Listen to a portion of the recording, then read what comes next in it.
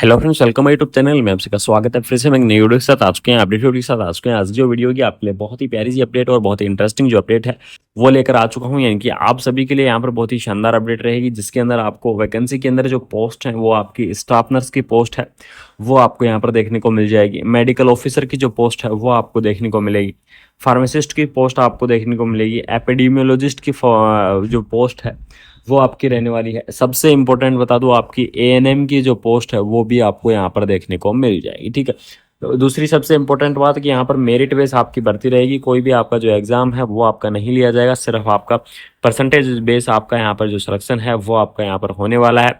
और साथ में मैं आपको बता दूं, आपके जो एप्लीकेशन फॉर्म है, एप्लीकेशन फॉर्म का मोड रहेगा ऑफलाइन। ठीक है, यानी कि ऑफलाइन तरीके से आप क्या करेंगे, अपना जो एप्लीकेशन फॉर्म है वो आप फिलअप करेंगे। उसके बाद में या तो आप क्या कर सकते हैं, बाई पोस्ट सेंड कर सकते हैं। अगर बाई पोस्ट सेंड नहीं कर तो आप बाई हैंड भी भेज सकते हैं। ठीक है, तो ये सारी चीज़ आपकी रहने वाली है। तो वीडियो के बारे में, वैकेंसीज के बारे में वीडियो के अंदर कंप्लीटली इन्फॉर्मेशन आपको देने वाला हूँ, तो वीडियो के लास्ट तक आप जरूर बने रहेगा। यहाँ पर देख लीजिएगा, आपको बता दूँ सबसे पहले आपको यहाँ पर दिया गया है, सीरियल नंबर दिए गए हैं, नेम ऑफ द पोस्ट दिया गया है, नंबर ऑफ द पोस्ट दिया गया है, एजुकेशन क्वालिफिकेशन दी गई है और आपकी सैलरी यहाँ पर प्रोवाइड की गई है।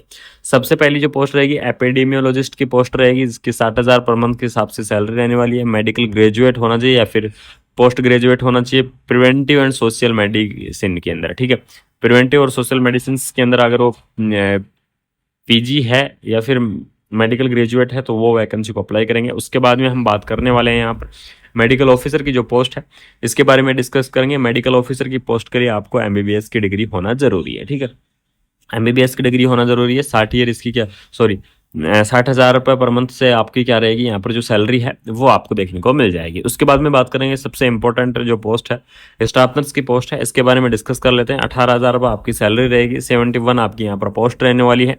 कौन कौन कैंडिडेट इसके अंदर एलिजिबल रहेंगे, तो जीएनएम कैंडिडेट हैं वो इस पोस्ट को अप्लाई कर सकते हैं। बीएससी नर्सिंग कैंडिडेट इस पोस्ट को अप्लाई करेंगे। पोस्ट बीएससी नर्सिंग कैंडिडेट और एमएससी नर्सिंग। ठीक है, अगर इंटरेस्टिंग है तो एमएससी नर्सिंग कैंडिडेट भी क्या कर सकता है, इस पोस्ट को अप्लाई कर सकते हैं। यानी कि जीएन नर्सिंग के अंदर जिन्होंने डिग्री या डिप्लोमा किया है वो सभी साथी इस पोस्ट को यहाँ पर अप्लाई करेंगे। उसके बाद में देख लीजिएगा, आपको लैब टेक्नीशियन की जो पोस्ट है वो भी आपको अवेलेबल कराई गई है। 33 आपकी यहाँ पर क्या रहने वाली है, लैब टेक्नीशियन की पोस्ट रहेंगी। Must have passed higher secondary education, यानी कि डिप्लोमा होना चाहिए आपका लैब टेक्नीशियन के अंदर। ठीक है, अगर आप लैब टेक्नीशियन के अंदर डिग्री या डिप्लोमा है तो आप इस पोस्ट को क्या कर पाएंगे, अप्लाई कर पाएंगे। 13,000 रुपये पर मंथ के हिसाब से आपकी जो सैलरी है वो आपको देखने को मिलेगी।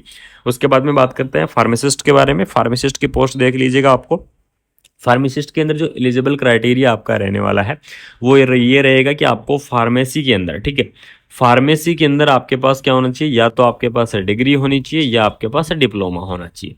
तो आप क्या कर पाएंगे, इस पोस्ट को यहाँ पर अप्लाई कर पाएंगे। 15,000 रुपये पर मंथ के हिसाब से आपको यहाँ पर जो सैलरी है वो आपको देखने को मिल जाएगी। उसके बाद में नेक्स्ट बात करेंगे एक्सरे टेक्नीशियन की पोस्ट। ठीक है, एक्सरे टेक्नीशियन की पोस्ट यहाँ पर होने वाली है, जिसके अंदर आपके पास या ना डिग्री या डिप्लोमा या कोर्स होना चाहिए। यानी कि एक्सरे टेक्नीशियन का जो 2 ईयर का कोर्स होता है वो आपके पास अवेलेबल होना चाहिए। उसका डिप्लोमा आपके पास होना चाहिए। अगर वो डिप्लोमा आपके पास है तो आप इस पोस्ट को अप्लाई कर पाएंगे। इसमें देख लीजिएगा 13,300 पर मंथ के हिसाब से जो सैलरी है वो आपको यहाँ पर दी जाएगी। अब जो सबसे इंपॉर्टेंट बात करते हैं एएनएम की पोस्ट, यानी कि ऑक्सिलरी नर्स मिडवाइफरी, जो कि कैंडिडेट वेट भी कर रहे हैं कि एएनएम की पोस्ट का क्या सीन है, तो आपकी देख लीजिएगा फाइनली आपकी एएनएम की पोस्ट भी यहाँ पर रिलीज की है। टोटल आपकी 70 है, यानी कि 70 आपकी यहाँ पर क्या रहेंगी, आपको जो पोस्ट है वो आपको देखने को मिल जाएंगी। 14,000 यानी कि 14,000 रुपये पर मंथ के हिसाब से आपकी जो सैलरी है वो यहाँ पर रहने वाली है। कौन कौन कैंडिडेट यहाँ पर एलिजिबल्स रहेंगे, तो जिन्होंने एएनएम कोर्स कर रखा है वो कैंडिडेट क्या रहेंगे, यहाँ पर एलिजिबल्स रहेंगे इस पोस्ट को अप्लाई करने के लिए। ठीक है, तो जिनके पास एएनएम कोर्स है, एएनएम का रजिस्ट्रेशन है, वो कैंडिडेट इस वैकेंसीज को अप्लाई कर सकते हैं। उसके बाद में ऑपरेशन थिएटर असिस्टेंट की आपको पोस्ट दी गई है। ऑपरेशन थिएटर असिस्टेंट के लिए आपके पास क्या होना चाहिए, डिग्री या डिप्लोमा होना चाहिए ऑपरेशन थिएटर का। ठीक है, अगर आप ऑपरेशन थिएटर का अगर आपके पास डिग्री या डिप्लोमा है तो आप इस पोस्ट को अप्लाई कर पाएंगे। 11,200 पर मंथ के हिसाब से आपकी जो सैलरी है वो आपको देखने को मिलेगी। उसके बाद में देख लीजिएगा अकाउंटेंट असिस्टेंट की आपको पोस्ट दी गई है। अकाउंटेंट असिस्टेंट की भी आपकी यहाँ पर जो पोस्ट है वो आपको देखने को मिलेगी। एप्लीकेशन फॉर्म के बारे में यहाँ पर डिस्कस करेंगे कि एप्लीकेशन फॉर्म को आपको किस प्रकार से अप्लाई करना है। तो यहाँ पर देख लीजिए एप्लीकेशन फॉर्म है, यानी कि इसका जो फॉर्मेट है ऑफलाइन तरीके से आपका एप्लीकेशन फॉर्म भरा जाएगा। मैंने स्टार्टिंग में ही आपको बता दिया था। तो इसका जो फॉर्मेट है इसका फॉर्मेट मिलेगा आपको इसकी ऑफिशियल वेबसाइट पर।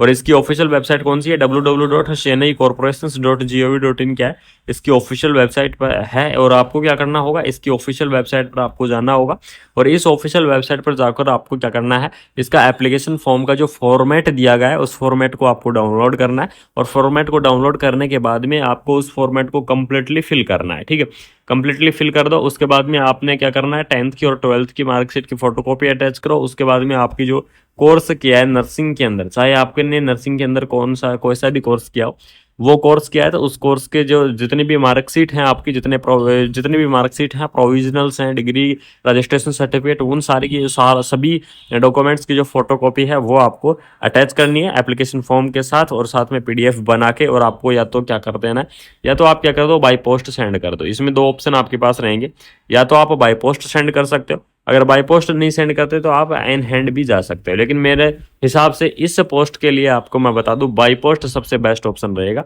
कि आप एक रजिस्टर जो पोस्ट है उसके द्वारा आप बाई पोस्ट करवा दो इसको। और ये देख लीजिएगा 9 अगस्त से पहले पहले आपको इस पोस्ट को अप्लाई करना है, एप्लीकेशन फॉर्म को आपको फिलअप करना है। ठीक है, तो इस वैकेंसीज के बारे में आपको मैंने इन्फॉर्मेशन बता दी है, कंप्लीटली डिटेल में प्रोवाइड करवा चुका हूँ कि एप्लीकेशन फॉर्म आपको किस प्रकार से अप्लाई करना है। अगर कोई इंटरेस्टिंग कैंडिडेट है इस पोस्ट के लिए, अगर एलिजिबल्स है, अगर कोई इच्छुक है तो आप इस पोस्ट को अप्लाई कर सकते हैं, क्योंकि मेरे हिसाब से पोस्ट काफ़ी दूर हो जाएगी, काफ़ी लॉन्ग डिस्टेंस हो जाएगा। तो अगर कोई इंटरेस्टिंग है और कोई जाना चाहता है तो आप जा सकते हैं। बाकी आपको मिलते हैं कोई नई अपडेट के साथ, तब तक थैंक यू सो मच।